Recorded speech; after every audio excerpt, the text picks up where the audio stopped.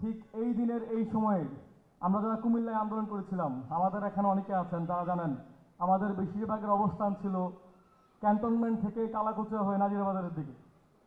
সেই সময়ে আমাদের শুধু একটাই প্রতীক্ষার বিষয় ছিল যে কখন হাসিনা পালাবে। আপনাদের অবশ্যই মনে আছে হাসিনা বলেছিল হাসিনা পালায় না। আজকে আমরা এখান থেকে বলতে চাই হাসিনা কোথায়?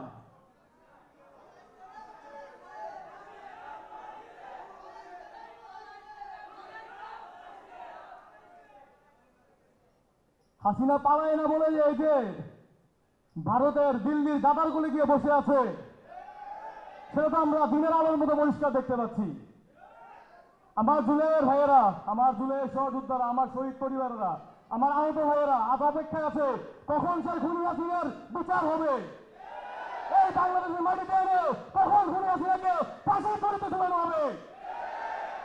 আমার আহত ভাইদেরকে যখন আমি দেখি তখন আমার একটাই কথা স্মরণে আছে, এই হাসিনাকে ফাঁসির কাছতে রাখা আগ পর্যন্ত আল্লাহ যেন আমাকে শহীদ না করে। আজকের এই জায়গা থেকে স্পষ্ট করে বলতে চাই,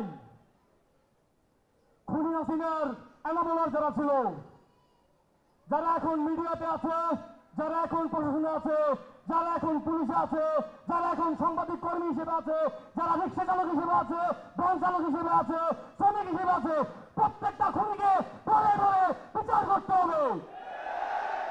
বাংলাদেশের আনাচে কানাচে এখনো খুনি হাসিনার এনাবলাররা শপথে আছে, শপথে আছে, পদে আছে।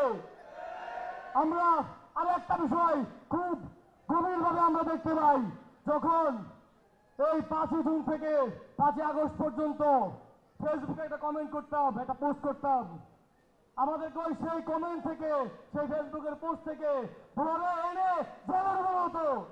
কিন্তু আজকে এই বিপ্লবের 1 বছর পরে এসেও আমরা দেখতে পাচ্ছি এই খুনি হাসিনার এনামুলার যারা এখনো আছে তাদের প্রকৃত পরিচয় দিয়ে, লোকেশন দিয়েও তাদেরকে এখনো বিচারের আওতায় আনা হচ্ছে না। এটার মূল কারণ কি হতে পারে? আমাদের প্রশাসন, আমাদের পুলিশ প্রশাসন, আমাদের ডিজিএফআই, আমাদের র্যাব, আমাদের এই যে এত এত সামরিক বাহিনী সবাইকে এত অটল হয়ে গিয়েছে, তাদেরকে এখন আর জেলে বন্দী করা যাচ্ছে না। আমাদের আদালতের এই বিচার কি এতটাই হচ্ছে গিয়ে অসহায় হয়ে পড়েছে, যাতে করে আদালতের যতগুলো মানুষ, এই যে যতগুলো অপরাধী বিচারের আওতাধীন হওয়ার কথা ছিল, 1 সপ্তাহ তাদেরকে জেলে রাখা যাচ্ছে না। কি এমন হলো বিপ্লবের 1 বছর পরে আমরা খুনিদের বিচার করতে পারছি না?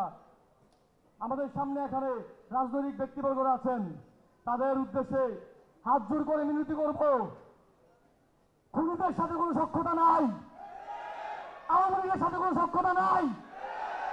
আওয়ামী লীগের সাথে যদি কোনো সখ্যতা করতে হয় তাহলে রক্তের উপর দাঁড়িয়ে এই সখ্যতা করতে হবে।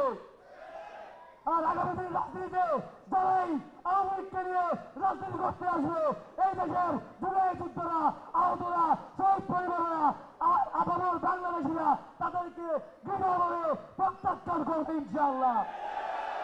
চাই খুনি হাসিনার বিচার চাই। ইনকিলাব জিন্দাবাদ।